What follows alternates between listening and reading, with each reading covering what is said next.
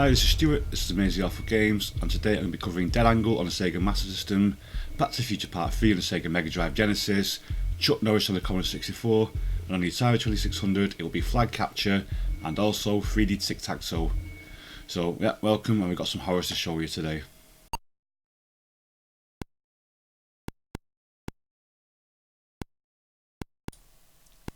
Well, 3D Tic Tac Toe was one of the release games for the Atari 2600, so you have to cut it some slack, but it does not look good.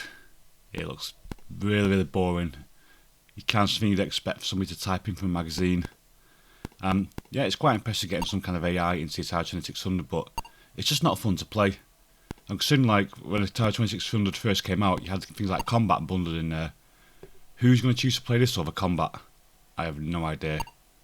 So yeah, I suppose it would have been alright on a computer and a Type Out magazine, but for a cartridge release for console, no thanks.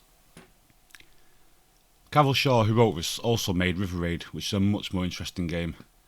Used to have a lot of fun playing that on my cousin's Atari. But this game definitely reeks of padding, just to pad out the release date lineup. Okay, time to move on.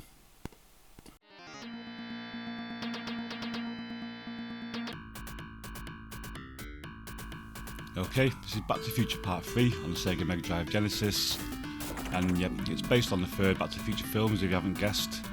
I don't remember any of the Back to the Future games being particularly good, but this game can kiss my ass.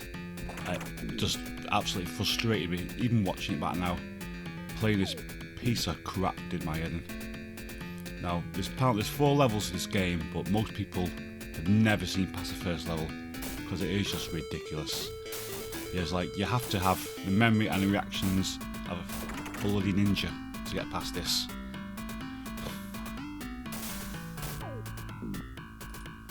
Apparently, if you do get past this level, you're rewarded with another ridiculously hard level that's almost impossible to get past, and followed by that you get a level that's ridiculously easy apparently, and then another level that's ridiculously hard to get past, and then you just question your life choices that brought you to play this game.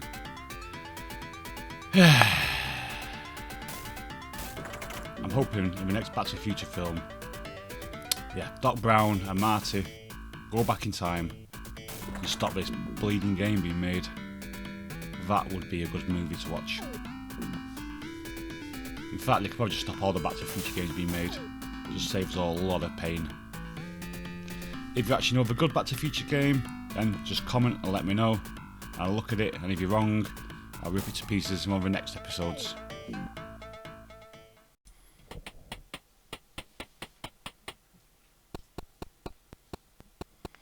So here we have Chuck Norris on a Commodore 64.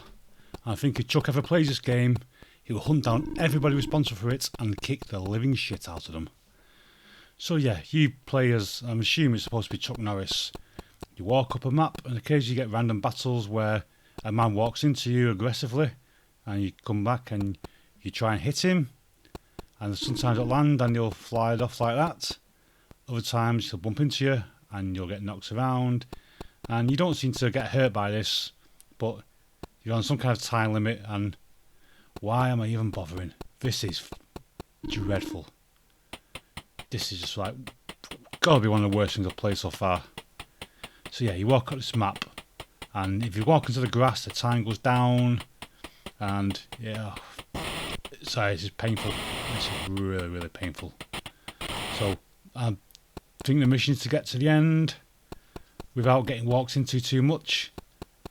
Yeah, and occasionally these guys shoot you as well randomly, and then you lose a bit of time and go back onto the map to have another long boring walk. Yeah.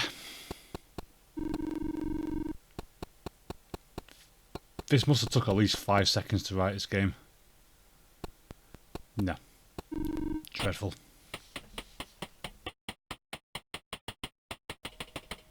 So I think in conclusion, given the choice between playing this game or having Chuck Norris kick you in the balls very hard, I would choose the testicle kick every single time.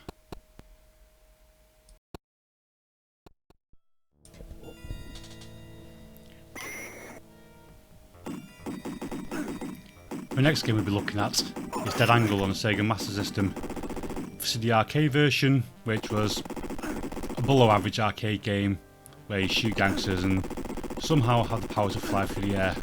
But yeah, we're not here to talk about the arcade version, we're here to look at Sega Master System conversion.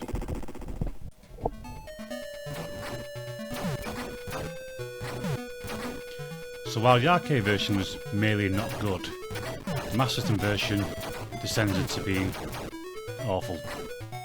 As you can see, it's like a slideshow presentation, must be like a few frames per second, and you've got the same see-through guy here now. Kind of reminds me of Dynamite Duke, except I enjoy Dynamite Duke. I did not enjoy playing this dredging slideshow of a game. So yeah, it doesn't feel like the bullet's got any kind of impact. You're missing the grenades and some power-ups in the arcade. I mean, the arcade's not great either, but it's better than this.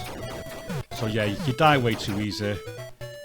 If your angle's red, it means you can be hit, which is any time you're anywhere near them. And actually being able to line up a shot without going in front of them and being killed is really, really hard. You do get like a Tommy gun, machine gun, and I didn't notice any difference in the Master System, to be honest, where you hold down the button in the arcade machine and it fires. Agencies do an awful lot in this game. And yeah, you didn't kill the enemies any easier. And as you can see, I died again. Yeah, it's just a boring game.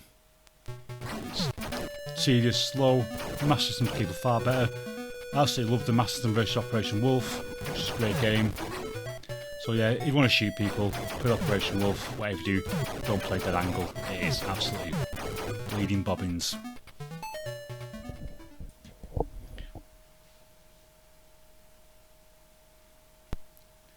Now last and quite possibly released, we got Flag Capture, our second Atari 2600 game in this episode. And this is, if you took Minesweeper, made the graphics worse, and somehow made it more dull, then you'd have Flag Capture. You move your man around, you press the button to take a guess, you'll either see an arrow pointing in the direction where the flag's hidden, you'll see a number telling you how much space you are away, you'll see the flag, or occasionally you'll see a bomb, which blows you up, puts you back to the start. You're on a time limit and you have to catch the flag as many times as you can in that time limit. There's a few different game modes, some 2-player ones, which I suppose you could get like about 5 seconds of fun out of it. And there's ones against the clock like this. There's this mode, there's another one where the flag moves around, which is really annoying. And there's a third mode which I couldn't bring myself to play because I just can't do it. I'm sorry. Not even in the name of science. There's only so far I can go. So yeah, the game is about as exciting to play as it is to watch. I mean, it could be useful if your kids won't go to sleep. Just put them on this game for a good couple of minutes and they'll just boof, drop, gone. It'll be like you chloroformed them. Don't chloroform your kids, by the way. Right, that's about as much as I can take of this game. Right, so thank you for watching the episode. Well done making it to the end. And there'll be another one of these next week. If you enjoyed it, please like, comment, subscribe. If there's any particular games you want me to see me play, then please leave it out in the comments. And yep, I'll get around to them. Otherwise, I'll just pick 5 random games for next week, play them, and hopefully not go completely insane. Okay, thanks for watching, and see you next time.